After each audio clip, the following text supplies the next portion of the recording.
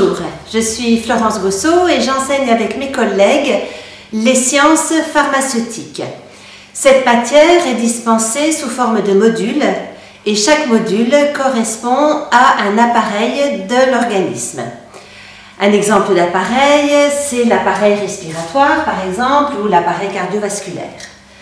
Chaque module se décrit de manière chronologique. On commence toujours par l'anatomie, c'est-à-dire la localisation de l'organe et des organes les uns par rapport aux autres dans l'organisme.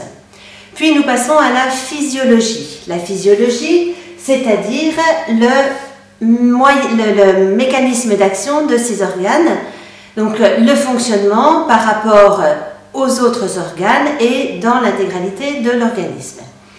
Puis nous passons à la pathologie. Alors dans la pathologie, nous étudions bien évidemment l'ensemble des maladies et certaines pathologies sont étudiées avec plus de détails.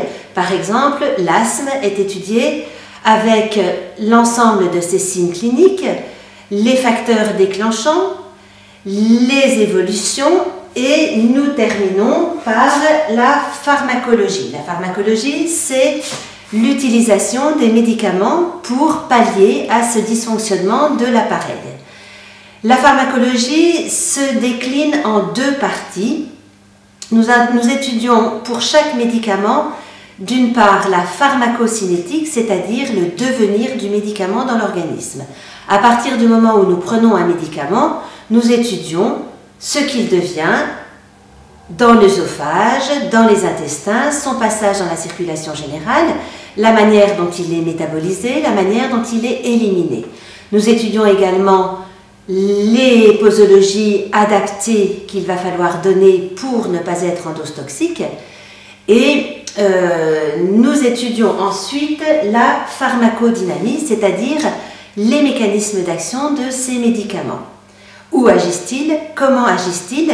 Et nous terminons par les interactions qui existent entre ces différents médicaments, c'est-à-dire pourquoi je ne peux pas associer deux médicaments les uns avec les autres et pourquoi, dans le cadre d'une pathologie, j'ai une contre-indication, c'est-à-dire que je ne peux pas utiliser un médicament.